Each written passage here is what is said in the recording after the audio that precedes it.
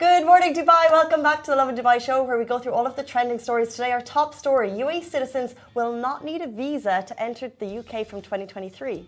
The lucky UAE citizens. We'll also be talking about vehicles in Dubai can officially return to 100% capacity on one condition. This couple is going viral for an amazing proposal. See what you did there. And tributes have been pouring in for Lubna, Mansour, after she was killed by her husband in Sharjah. And do stay tuned, because later in the show we're going to be joined by Tamer, Hassan, who's going to be live on the Lovin Dubai show, talking all things acting to real estate, everything. We want to delve in deep with him. But before we get into all of that, good morning. It's Tuesday. It feels like Thursday. We're so excited about this week because today we have a giveaway. We have the cutest giveaway. And the backstory of the giveaway is damn cute. I mean, like, not the backstory of the giveaway, the backstory of the business. And do you want to show them? You know, these things that I never knew how much I would enjoy a little accessory until it came into my life. Right? And basically, we were having a little chat about something that's on the back of my phone, and I basically copied Simran, because Simran is style queen and I'm just living in her shadow. And what was it? Phone chains! Guys, phone chains are the business. And like, once you have them, you'll realize how can you pick up your phone without one? Honestly. So we were basically just having a silly chat. But what was super cool from that chat a couple of days ago was that someone got in touch. And it's a local business, Madame Curie Beads. She is woman-owned small business in the UAE. They specialize in these absolutely beautiful, although this is mine, you can't have this one, but there's 3 boxes here that you can have. It was founded by Rashmi Lakwani, who took her passion for beads, crystals and jewellery, and now she creates like this kind of really cool, functional jewellery, and we just love them. We love it, you guys. You can customize it. You can have, like, you know, the evil eye put in. You can have your favorite crystals and stones put in. So these are the love stones, which Simran gave to me. Oh my God, you gotta like sling it around. So the phone chains I have, by the way, are wrist ones. Okay. So I had a wrist one, then I had a long one. But this is a whole other sling. level of phone chain that I'm like, this could carry my handbag. Oh my and God, it's also yes. very sturdy. It is. I mean, no, you can't carry a handbag in this. You could put something extra. This is like a heavy.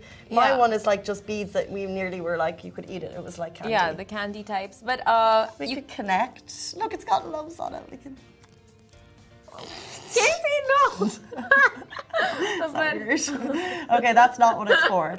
No, that's not what it's for. But let's do a rundown of what you can do with it. Okay. So you are at a reception, at a wedding, and you don't want to carry your purse with you. You don't have any pockets, and you want to carry your phone.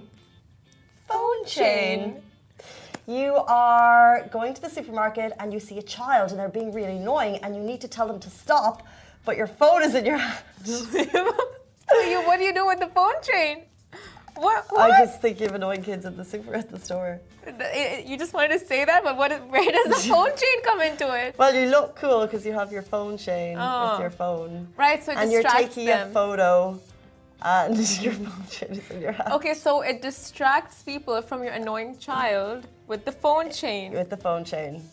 For distractions, the phone chain. Okay, give me a more real life version of phone chain. Okay, so you're wearing a dress, you don't know how to accessorize it, you don't want to be too heavy on the accessories, so you just go ahead with the phone chain. That makes more sense. Right? And also, like you said, that these are like love beads, so if you want to like attract something into your life, and it's not even just an accessory, there's also like some like otherworldly purposes, you get your phone chain. So I messaged them after seeing all of their designs on Instagram, like, okay, you guys can customize. I want an evil eye on mine. I want 2 like stones that can. Simran was DMing. No, but I'm gonna buy these. It was just like a personalized order that I wanted to make, and it's like I asked them for 2 stones that attracts luck, like the luck attracting stones. So you can just get those done, and I'll show you what we have for the giveaway for you. I'm attracting love of an animal right now. Oh my gosh. Trying to bring some love into my life. I think you should just keep rubbing it. Does that work? Do you feel like it's working? More? The rubbing? I don't know. But I feel like you tell me. I feel like you're doing it right though. There's no other way you can possibly. Or like you should like have it on your heart, warm it up, or just like. Oh my God, yes. Rub it on yourself. That would probably work. If you want to win the phone chain, and it's 3 boxes, and we have also for kids as well, right? Yep, kids, men, and women. And just by the way, the packaging. So how do you guys win? This is Hello. the question, right? If you're wondering. So yeah, if you're tuning in, please just tag someone. We're going to see your tags during the show. Shahir is obviously in the background. Oh, this is the one for kids. It's fab. It has a little evil eye. That's cute. That's super cute. It's very cute for kids. I mean, for all ages. oh my God. Yeah, even for us, honestly. Okay, but guys, tag someone to win. These are all here. Madame Curie beads. We love small homegrown businesses, and this is one that we'll be supporting.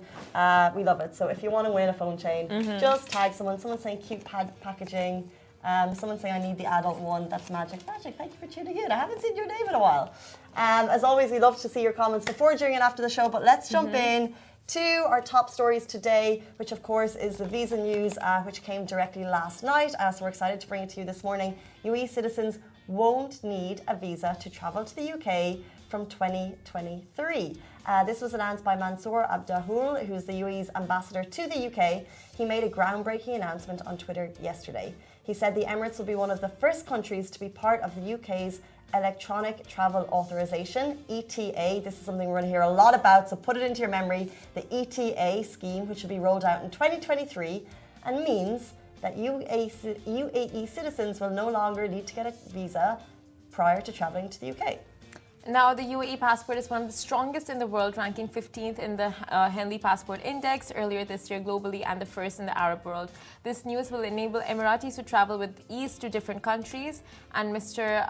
Abdul commented that reducing travel restrictions for Emiratis has been a top priority for me. I'm proud of our efforts. Now mean Emiratis seeking to visit the UK can achieve greater ease of travel. And other GCC Gulf Corporate Council countries are reported to be part of the ETA scheme as well. So, easy peasy for UAE citizens to get to the UK. It is a good time to be a UAE citizen, and especially from 2023, just repping life. We see the Emirati passport go from strength to strength, and this is obviously, one of the key benefits is making travel easier. And I feel very privileged to have an Irish passport because I have so many friends who, whenever a travel opportunity comes up, how difficult it is to sometimes just get that visa, and to some people it's an easy thing, and to others it's not. And that's why it's an amazing benefit for anyone holding an Emirati passport to from 2023 to be able to get to the UK, and it just shows the real kind of strength of relationship and friendship between the two countries. Honestly, and it is quite a task to get a UK visa. So I totally understand.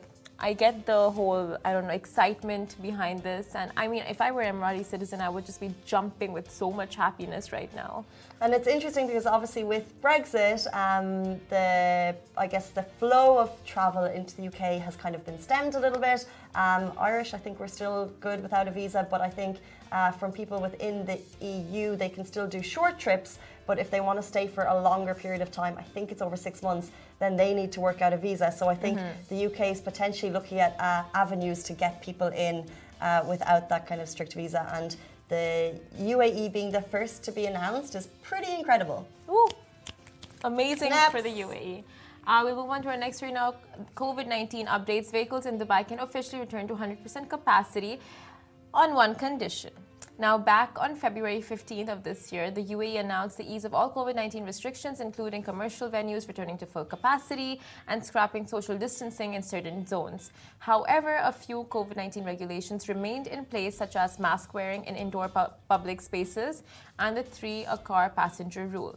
And now, Lovin Dubai has official confirmation from the Roads and Transport Authority, RTA, as well as Dubai Police, that vehicles in Dubai can return to 100% capacity, and this includes Dubai taxis as well. Big investigations by Simran yesterday. This 3-in-a-car rule no longer applies. Hence, there will be no more penalties for sitting together with your squad in your car once again. But as Simran said, hold up, there is a catch. Passengers are still required to wear a face mask when sitting in the car. So masks still required, people. Pandemic lives among us. Be safe. Exactly. And family members, domestic help, second-degree relatives, and the driver, if driving alone, are exempted from the mask rule while inside the vehicle. And motorists can be fined up to 3,000 dirhams for not wearing a mask only once the cop inspects and verifies that passengers aren't related to each other, like those sitting in the car. But we put this news out on Instagram yesterday, and people were like shocked knowing that this rule was still there. Like, people were like, oh, there was a 3 in a car rule. Well, I was surprised because when I'm doing my Careem ordering or my Hala Taxi on the Careem app, then it still says 3. For when you book the sedan normal taxi, when right? you book a regular taxi, it still says 3, but maximum capacity would be 4 passengers. 4 passengers. So we reached out to Careem and they said that is also back to normal. So when you do book a Hala Taxi or when you just hail a cab, 4 passengers can get in, because in a sedan it's like 5 altogether, including the driver. So 4 passengers.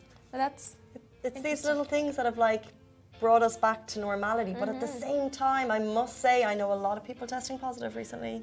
We're seeing cases rising.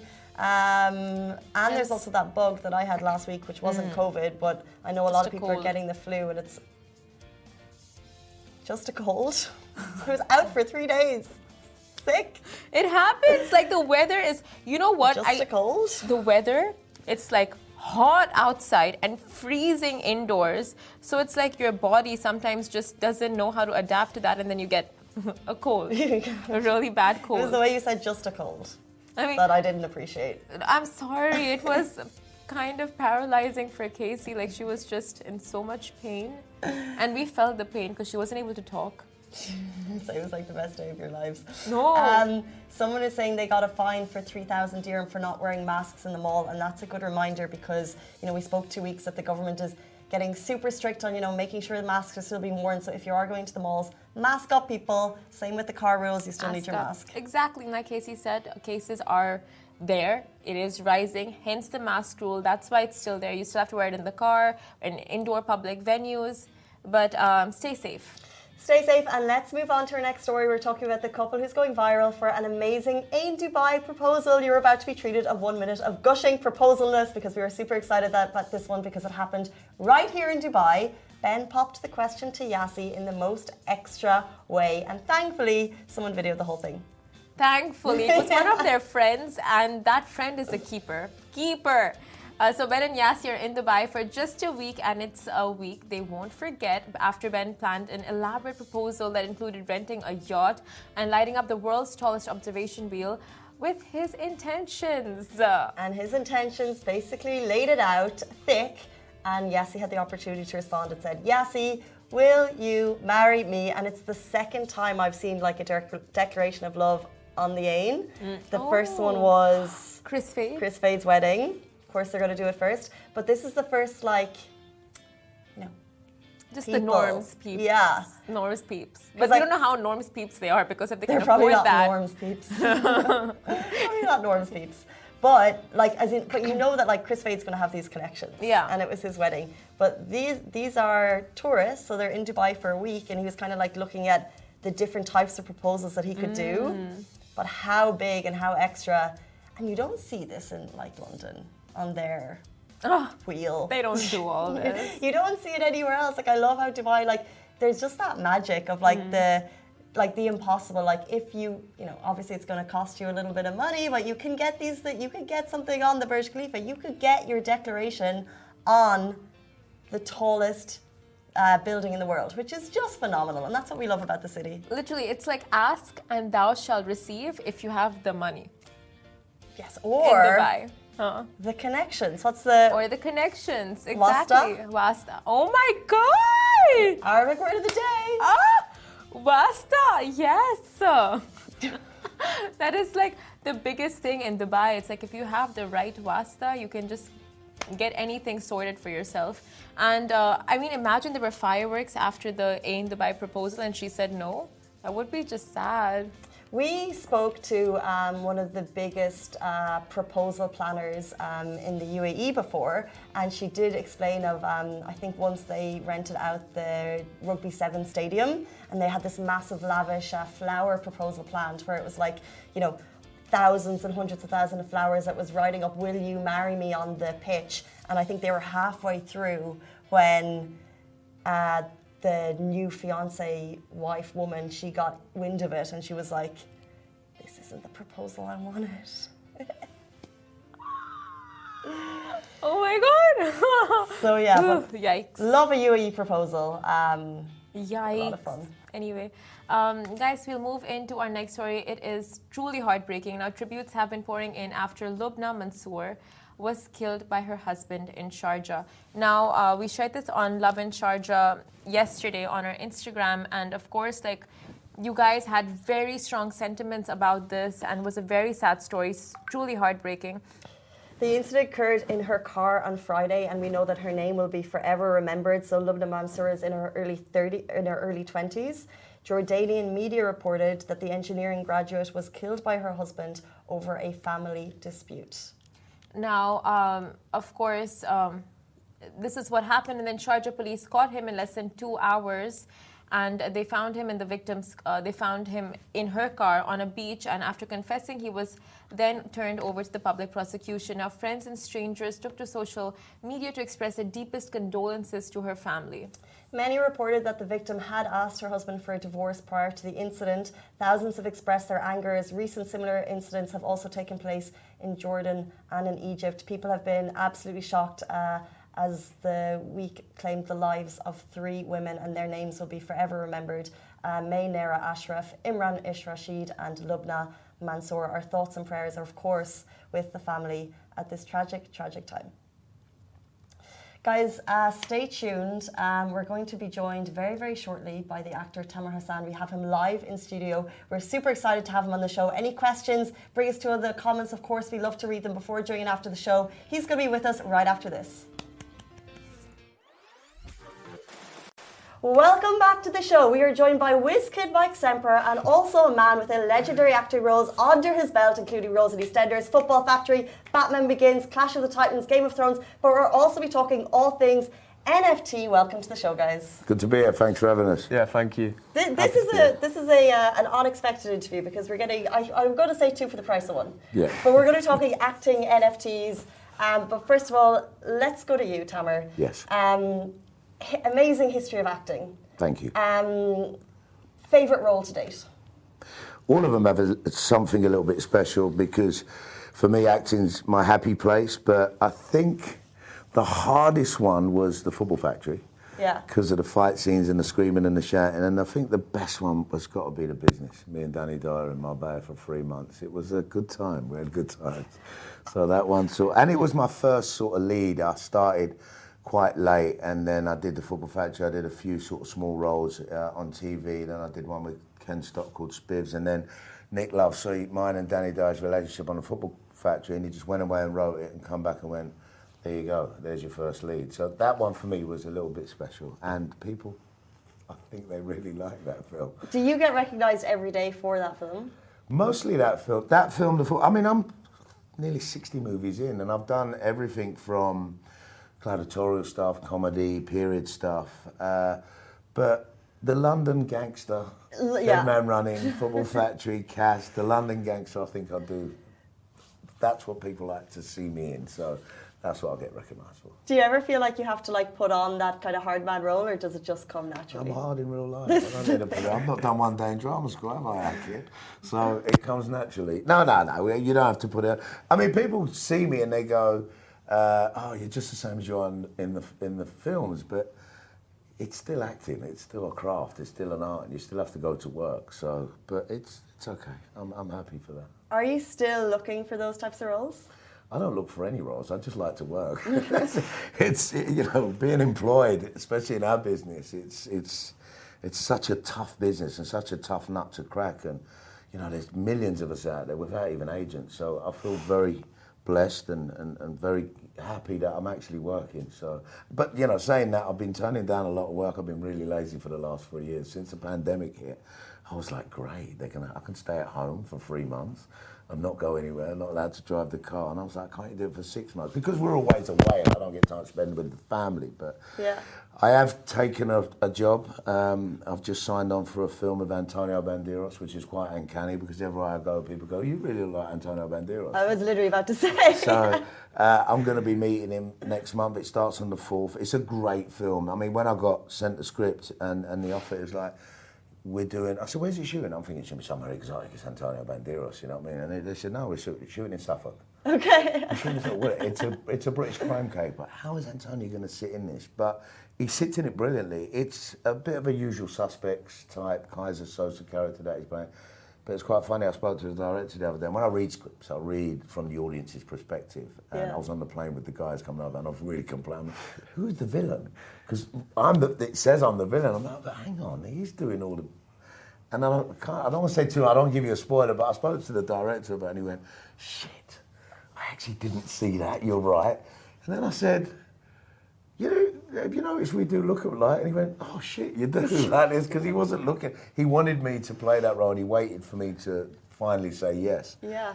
And I said, well, maybe we could be brothers. Oh God, I've got to go away and do rewrites. So we're waiting for the rewrites, but it's an exciting project. I'm really excited to do it.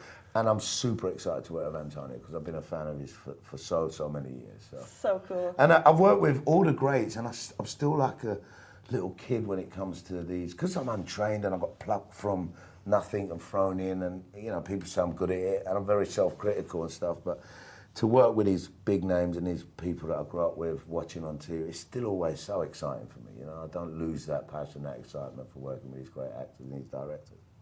It's amazing here because at the beginning I was like, you said this is like my son Mike, and I was like, are you family? And you're like nearly as good as. But when you're getting these scripts and you're reading them, do you read them with your friends, and do you throw bad ideas, or do you just go straight back to the director? You're like, here's what I think, or do you have a? I'm renowned for reading nothing. I'm so bad. We did a TV show based on the movie Snatch, which everyone knows, and it's a modern day Snatch. Great cast: Rupert Grint, Douglas Scott, Luca Pasqualino, Phoebe Dynevor. I mean, our little crew the cast was brilliant, and the first one. It was a bit of a mishmash. So I was reading bits and I kind of create London. Directors will always go, how would you say this now? Even on Layer Cake with Matthew Vaughan, and when we did that, it was authenticate the dialogue and stuff. So I'm kind of left to do what I want, but stick to the... And everybody loved the first series so much. I thought, because I can't watch stuff, because everyone goes to business school. When you're in it, it's difficult to actually enjoy it as a cult movie. So second season, 10 eps, I didn't read one ep. I'd turn up and go, what's the sides? And I've got photographs, so I'd learn the side. Now I say to the what was the scene before. But this one I actually read. Films, I kind of look at them, and if it's a solid role and I'm interested in it, I'll read it, I'll study it, and I'll get into it. And this one I actually read and was on the... I just kept waking them up. Look, I don't understand this. They don't understand what I'm saying, but I'm kind of in it, and I'm going, what about it? And then we was on the phone. I was on the phone to director the other day. I went, yes, he's listened. Because sometimes directors don't listen, and they're ready to shoot, and I like, Tamer, don't give me a headache. But a creative director will always listen to you and understand what you're doing and trust these actors. So, were you going to say you have a photographic memory? I do. Wow. I have a seriously photographic memory. I mean, but there's a flip side to it. I was very dyslexic as a child, so names and dates, forget it. Yeah. I've been married 32 years. I don't know my anniversary. Lucky I've got a daughter and manager to go, it's your wife's birthday, it's your mum's birthday, blah, blah. So I've got people. But give me Shakespeare in the makeup chair. We actually have Shakespeare for you this morning. 4 pages, 5 pages, 20 minutes, 30 minutes, and I can just read it, deliver it, it's done. So I'm very lucky that way, because actors literally go insane learning dialogue. And this script is dialogue heavy. Yeah. Real dialogue heavy, because he's the one explaining to the audiences what's happened, what's he looking for, what's this, what's that. It kind of explains the myth of what Antonio's character is and what the other people are and what's happened. So it's dialogue, which is fine. I love dialogue. I mean, I'm the one that gives dialogue away, because if somebody's in a scene and they're sitting there and they've got nothing to say and they're a bit flat, I'm like, give them something to say. Whereas actors like, give me more dialogue. I'm like, happy to give it away. Do you know what I mean? At one stage I had an interview, because I'm always given the dialogue, my gravel in my voice and the way I deliver dialogue. People say it's very unique and unique to me, and I like it. And I'm like, I think I could actually go through my career now as a mute, and not say a word. Just turn up. Do you reckon? I'd love it. Yeah. Just turn up and just say nothing and just act. But the quality of your voice is amazing. Like you can just hear it's like it's so unique at the same time. The Americans like it. I mean, it's quite funny. You get on London transport, and especially when the mask came out, the hat on, I'm like this, and I've got the hat and I've got the headphones on. No one can see me. I've got the glasses. I'll sit in the corner because I like London transport. I like public transport because it takes so long to get from my house to the centre of town where the office is. And I'd sit down and be on the phone, and people just, Tamer, did you see me? You didn't see you. It's your voice. Can I have a picture, please? So yeah, so the voice is very unique. And yeah, I mean, Andy always says I've got a great face for radio. So if it all fails, solid friendship. Yeah, solid brotherhood there. But yeah. But you guys are here in Dubai. We are. And I want to touch on a couple of things. There's acting schools, there's NFT space, there's property. You guys take the lead. Yeah, so we are here. It was a quick hop. I spent 4 months here doing some other stuff, and then we came back. And his father, Andy, is a dear friend of mine. We have another company called Ream Biotechnology. We've got a biotechnology company as well. And he said, we've got an idea. Well, I said, well, our Mikey's got an idea.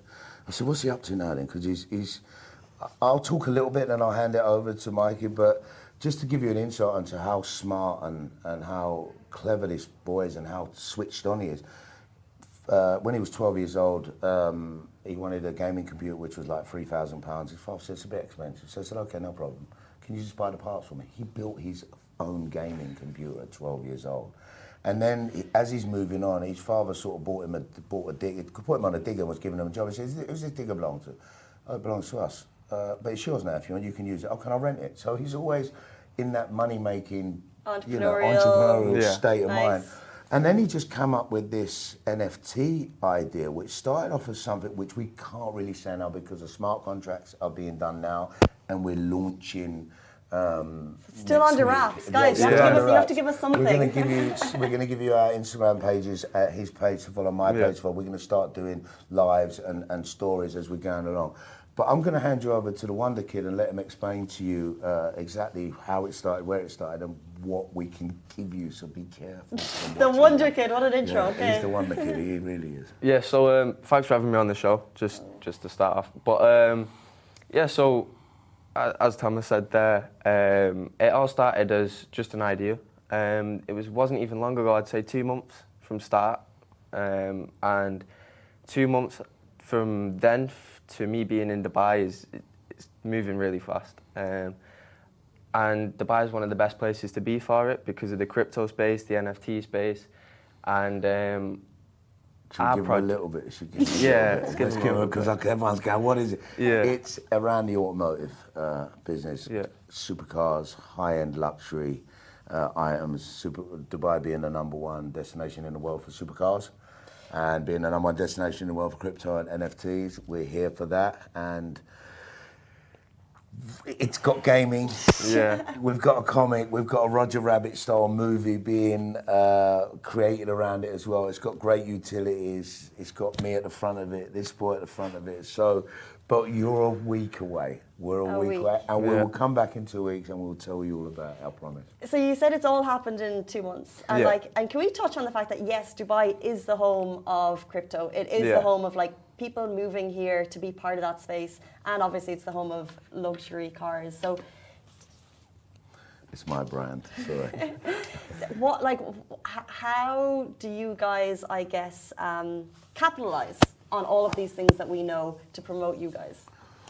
It's quite funny, isn't it? People would never put me and you together. No, it's like, how is this kid sitting next to Tamer Hassan? So for me, I kind of turned these.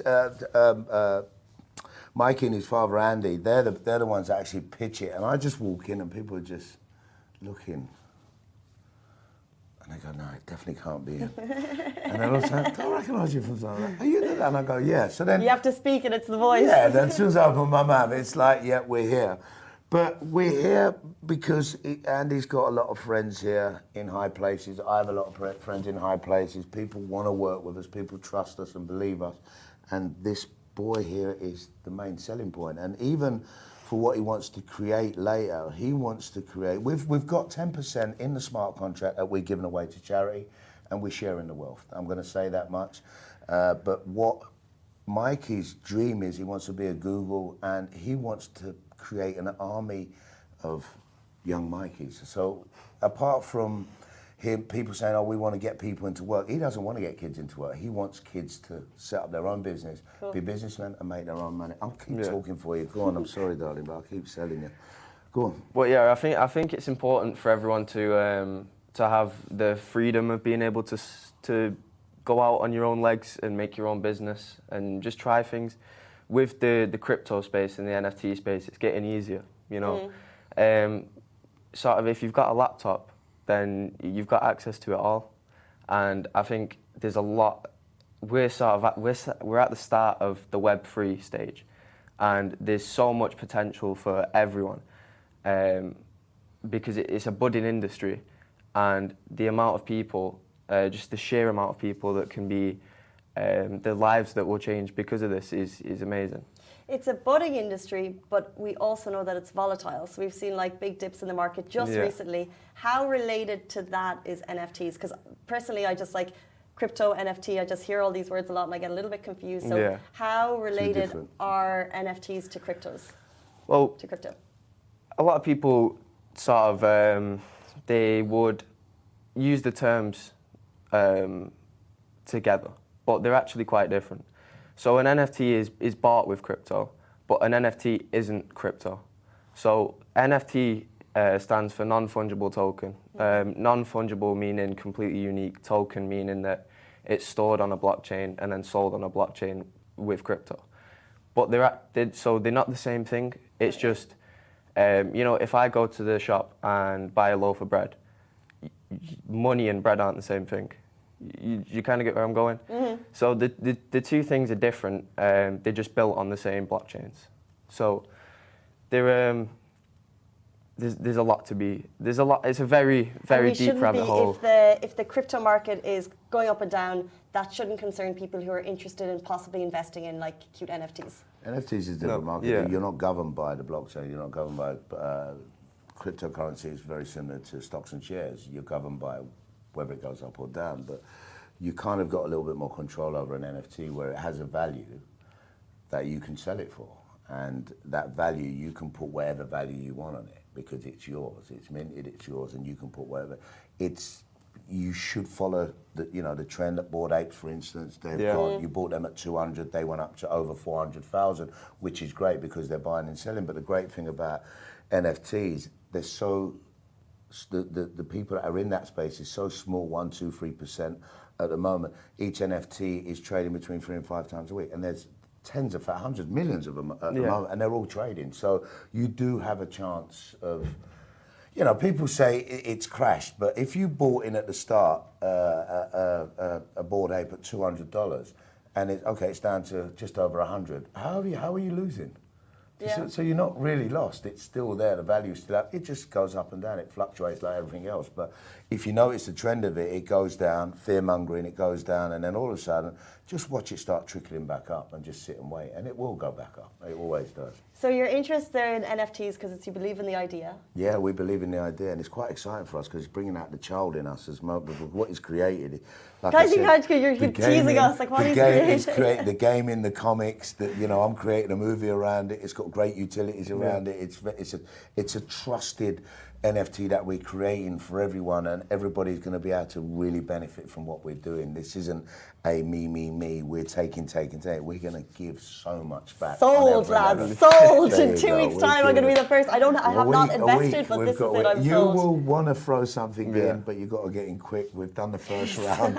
So I'm not being a salesman, but we are genuinely gifting people in that space, and we're creating amazing communities organically without pushing it. And people are just sort of on this kid already. That's why I'm saying, like, Tamer's here. I want it to be Mikey and Tamer, not Tamer and Mikey. I want him to go and drive his own life and become the wonder kid that he is. And how are you doing this all? Like, you're in school? Like, how are you balancing life and everything else with this kind of mega business that you're about to launch? Well, mega, yeah. Mega pint. Sorry.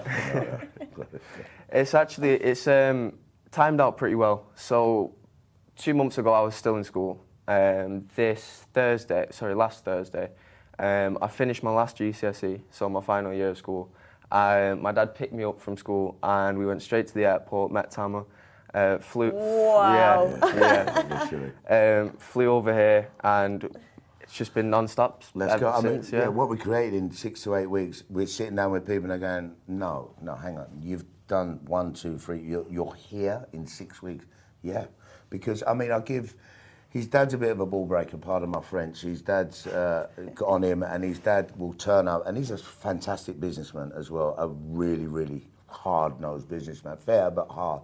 We came here, people were offering us millions and he's like, first thing, this is a now job. This isn't I'm coming back next week to do it. And then they just were sort of taking their time.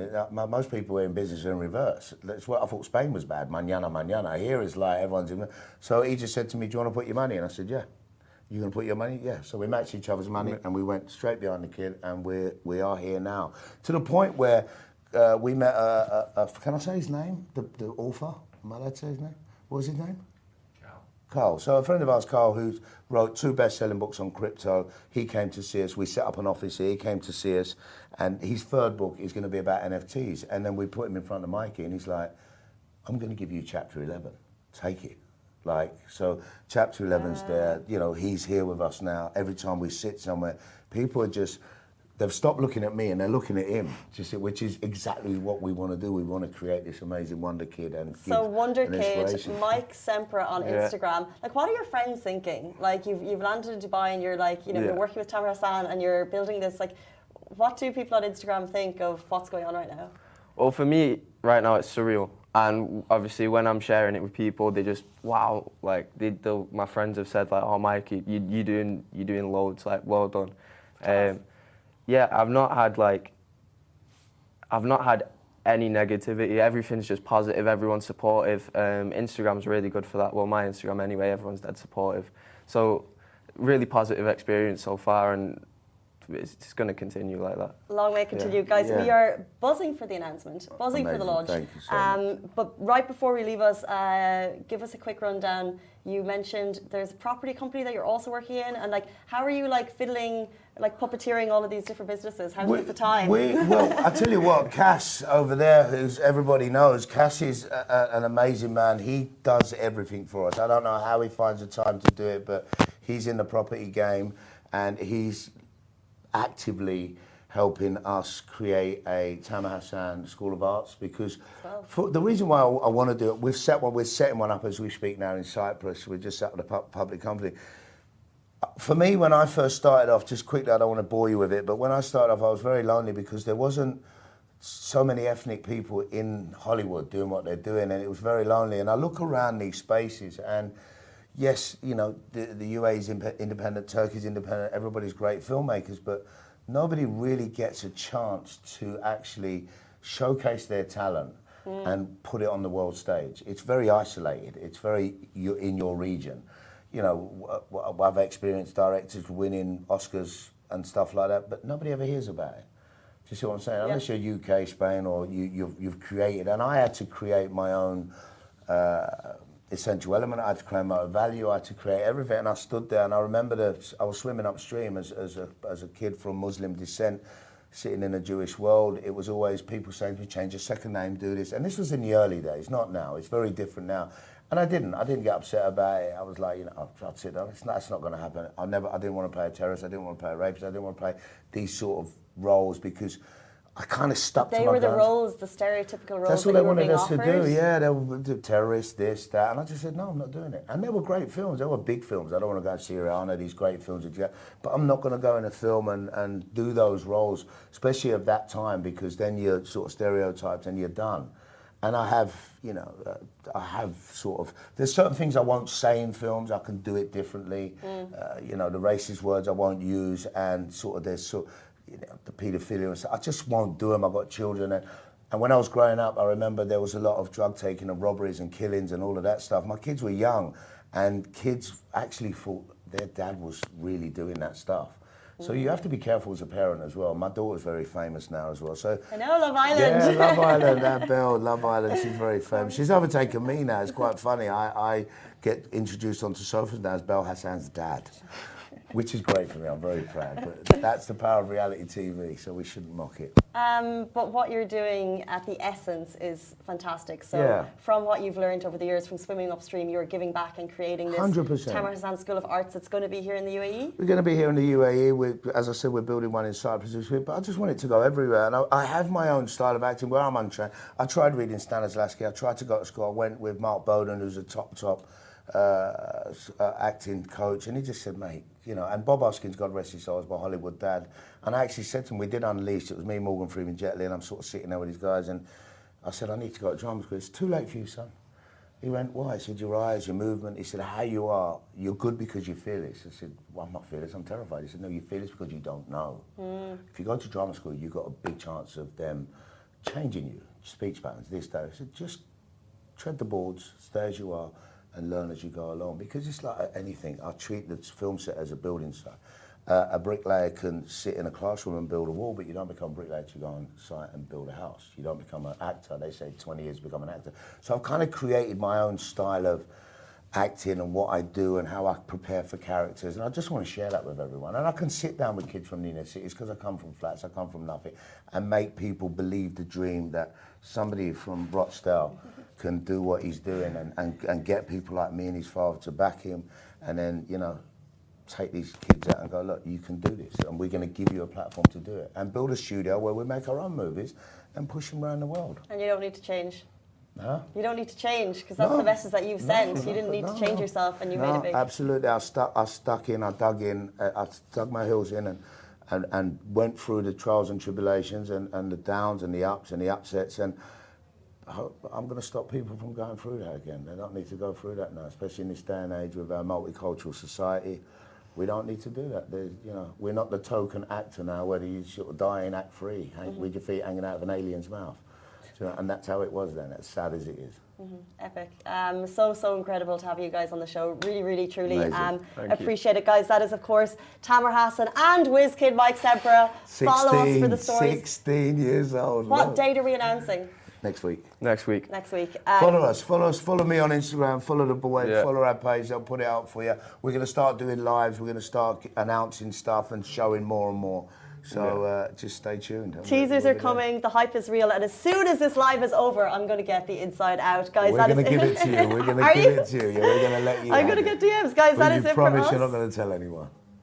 Mum's the word. Guys, that is it for us on the Lovin Dubai show. We're back with you every single weekday morning, same time, same place. A massive thank you to you both again. Thank Bye you, from me. everyone. Bye-bye. Thank you. Bye.